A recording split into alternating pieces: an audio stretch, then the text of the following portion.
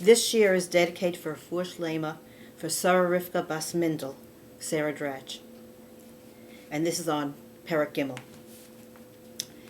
It's well known that what's written in Tanakh for eternity is valid for eternity.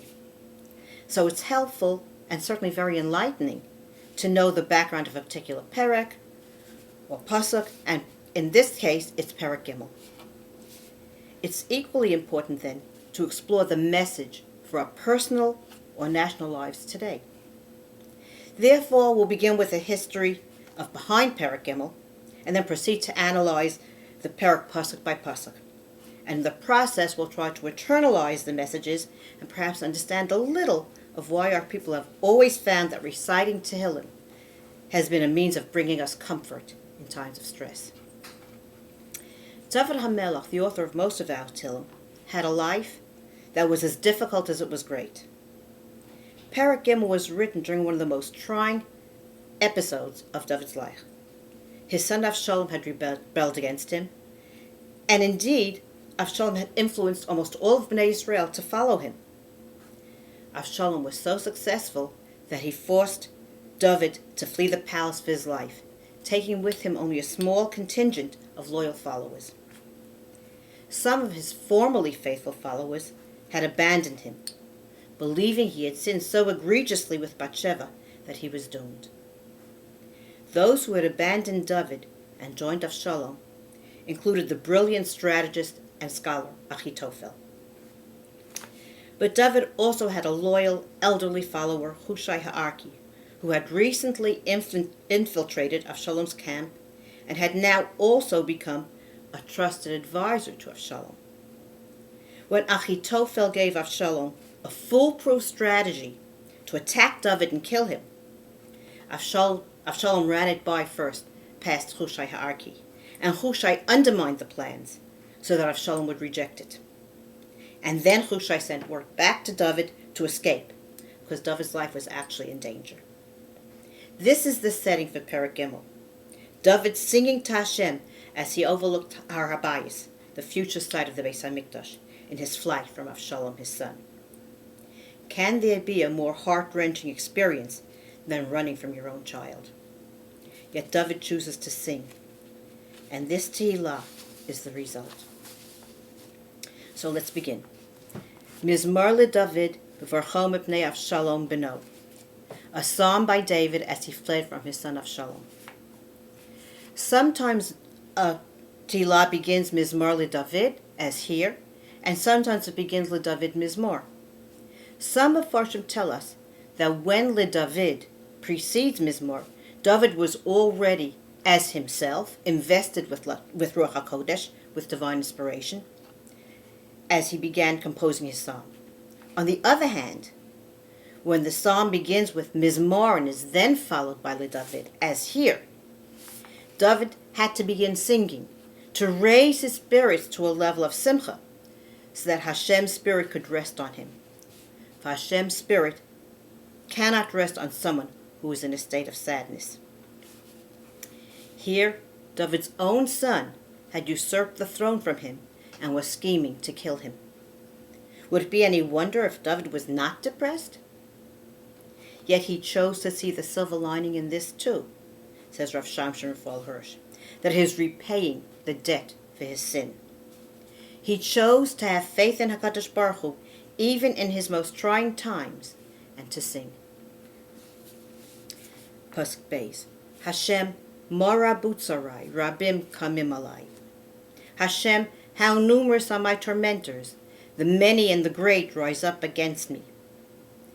This was a greater challenge than so many of the other tzarot that befell him. For as Rabbi Mansour says, this was a no-win situation. This was a civil war of Jew against Jew. And even if David wins, he's in distress. And what makes it even more difficult? Because even the Rabbim, the great men, left him for Avshalom's camp. Their reason appears in the next pasuk, Pasuk Gimel.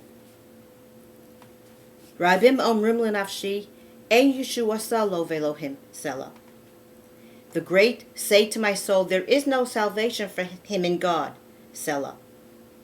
They were convinced that Hashem will judge David completely with the attribute of justice of Elohim, and as such there would be no hope for him, either in this world, nor especially in everlasting life, the two aspects of Nefesh, Selah. Selah, like Amen, can be a validation of a truth or a declaration that this statement is forever. David sensed that his enemies even say that all his past victories were not from Hashem. But I answer with Pasuk Dalet. V'ata Hashem magain ba'adi, kavodi umerim roshi. But you, Hashem, are a shield for me, my honor, and the one who raises up my head. But you, Hashem, are a shield for me both in this world and in the world to come. For Hashem approaches my sin not with absolute justice, but with the attribute of mercy, with the name Hashem. Therefore he is my shield and protects me. This pasuk is the source of the Magen David, the symbol most closely associated with Bnei Yisrael to this very day, even as the icon on the Israeli flag. What is so meaningful about this six-pointed star that has become so enmeshed in our tradition? As Rebbe Hell points out, we even parallel the bracha of Magen Avraham in the daily Shemona Esrei with Magen David on Shabbat after reading the Haftorah. Yet, as Rav Moshe Feinstein points out, when David went to war, he didn't wear armor. He rather wore everyday clothes, and he put his trust in Hashem, saying that Hashem surrounds him on all four sides and above and below him. These represent the 6 points of the shield. Hashem is the only protection and shield he felt he needed. Alternately, Me'am Loez interprets the 6 points of the shield to refer to the 6 people who represent the pillars of our faith until David: Avraham, Yitzchak, Yaakov, Moshe, Aharon, Yosef. We are not the first to ask Hashem to remember the merits of our forefathers in judging us. David HaMelech himself referred to these giants as his shield. David continues, Hashem is not only my shield, points out Rebbetzin Heller, he is also my kavod, my honor. That nefesh that is within me is also called kavod as one of its names, for it represents the image of Hashem within us. David believed so strongly that he would be redeemed, because he knew the image of Hashem was still within him, and that he still had his kavod. As such, he also believed that Hashem would raise his head, would restore him to the throne, and not have him killed through Avshalom's rebellion. For this too he was grateful and sang. Pasuk Hey. Koli el Hashem ekra, vaya'aneni mehar kadsho, Selah. With my voice I call out to Hashem, and he answers me from his holy mountain, Selah. The Gemara points out that the closer we are to Hashem's physical place of immanence on earth, the easier it is for our prayers to reach him. If we are in Eretz Yisrael, our connection is closer, and outside of Eretz Yisrael, we must daven with greater kavanah to achieve the same effect. David was calling to Hashem from Har HaZeitim, the Mount of Olives, overlooking the most sacred place. David was calling to Hashem from Har HaZeitim, the Mount of Olives, overlooking the most sacred place on earth, and Hashem answered him from that place. As Rabbi Mansour says, David was making a local call. Our Mefarshim point out to David HaMelech's complete faith in Hashem. Although Avshalom was pursuing him, David already feels Hashem's salvation as if it is already occurring. As Rabbi Mordechai Goodman points out, Hashem always answers our prayers. Sometimes the answer is no, and sometimes the answer will come down the road, in the future, perhaps even generations away. But he will answer. Similarly, the Chazon Ish teaches that true bitachon, trust in Hashem, does not mean that I have faith that Hashem will do what I want. What it really means is that I trust that Hashem will do what he wants. and that whatever he wants is the best for me. What we perceive as either good or bad is all from HaKadosh Baruch Hu, and we must bless Hashem for both. Pasuk Vav. Ani shachavti ve'ishana, hekisosi ki Hashem yismecheni. I lay down and slept, yet I awoke, for Hashem supports me. Even during this crisis, David was able to lie down and sleep peacefully. So strong was his faith in Hashem. The fact is, Hashem caused Avshalom to reject the sound advice of Achitophel. Had Avshalom followed that advice, David would not have awakened, as he would have been killed in his sleep. Mayam Loez puts the three phrases David uses here into a historical perspective. First, I have lain down refers to the time of the Beis HaMikdash existed. Then, I slept after the Beis HaMikdash was destroyed. And finally, at the time of the final redemption in the future, when I will have awakened from my sleep. During all these three eras of our history, Hashem always has and always will sustain me. Such faith in the midst of terrible hardship seems unbelievable. Yet Rabbi Goodman tells us, during the terrible days of World War II, the Brisker Rav kept to a regular sleep schedule. So strong was his faith in HaKadosh Baruch Hu. He, like our entire nation, then as now, was surrounded by enemies. And even so, Pasuk Zayin, Lo ira me rivavos asher saviv shasu alai. I will not be afraid of the tens of thousands of people that have set themselves about me all around. Besides the physical danger of having the majority of the nation against him, David HaMelech faced the spiritual danger of damage to his soul. Mayam Loez here presents a beautiful point. Those tens of thousands may strike at what surrounds me all around, the inessential physical trappings, but they cannot harm my inner essence, my soul. Nevertheless, he prays. Pasuk Ches. Kuma Hashem, Hoshieni Elokai, Ki kisa es koloi vailechi, Shinei Rishaim Shibarta. Rise up, Hashem, save me, my God, for you struck all my enemies on the cheek. You have broken the teeth of the wicked. In his deep faith, David sees his enemies as already being struck down, a thing of the past. Rabbi Mansour notes an interesting change in David's language from the previous Perek, Perek Beis, to this Perek. In Perek Beis, David talks about Hashem's retribution towards the nations of the world who conspire against Hashem. There, David asks Hashem to smash them with a rod of iron, shatter them like an earthen vessel. But here, David is speaking about his own beloved nation, Bnei Yisrael. David doesn't want them really hurt. Just give them a symbolic slap across the face. After all, they are my people, Hashem, as well as yours. Mayam Loez sees in this plea three distinct elements. First, David asks, Kuma Hashem, arise, O Lord, through your attribute of mercy, Hashem. Then, Hoshieni Elokai, save me, my God, whom I serve.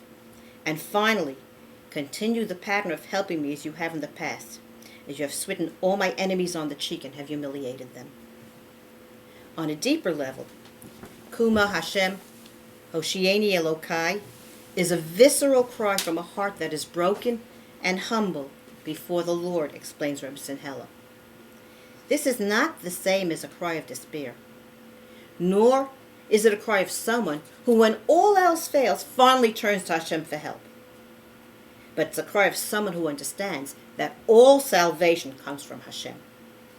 This is not the last option. This is the only option. Now, this doesn't necessarily mean that we sit around and do nothing. We do our part, and we trust that Hashem will help us succeed. And when we are successful, and we can't judge what that is, we have a limited perspective, we proclaim, Pasuk Tes, LaHashem haYeshua al amcha birchasach hasela. There's a saying, let go and let God. Our faith must include that the method of salvation is God's choice, not ours. As Mayam Loez points out, If we demand something specific rather than general salvation, it appears that we are testing Hashem's judgment.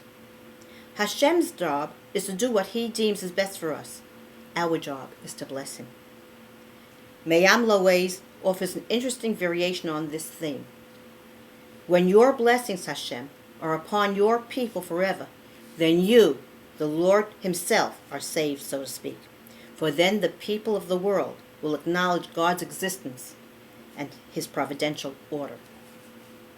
This is the pattern of history, that whatever calamity befell us, we continue to exist and were not erased from among the nations of the world. I see this fact, the fact of our continued existence, as the primary source of anti-Semitism. Man wants to be free. He wants to be unfettered by the laws of a higher power. Yet as long as the Jew exists, the Jew is proof of the existence of that higher power. And man is constrained to follow certain rules rather than freely follow his baser instincts, desires, and passions. What man may consider being totally free is actually being a slave and being weighed down by the baser physical elements of human being so that he cannot soar to the heights his soul longs to reach. Reb Tzipora Heller notes that Kuma Hashem, Arise Hashem, appears 5 times in Tehillim, but only once, at the end, does it say Hashem rises. Reb Heller sees this as an allusion to the 4 more exiles to follow, and when Hashem will rise at the end, that salvation will be permanent. Only Hashem's blessing is Selah, permanent. Until that time, we have to contend with those who seek to deny God, to trivialize everything we value. Our challenge is to accept these problems, whether easy or severe, as tests of our faith and rise above them. Chabad puts its entire Perek of Tehillim into perspective so that we can latch onto its eternal message. No matter how hopeless a situation seems, there is still a possible miraculous element. We view things from the perspective of the physical world. We are surrounded by enemies. In our national lives, we may more easily recognize these enemies. In our personal lives, we may not recognize obstacles or blockages as enemies, which we need to overcome. But they too are challenges to our growth. When I feel overwhelmed, I must learn to follow the example of the great David HaMelech and put my faith in him, for salvation lies only with Hashem.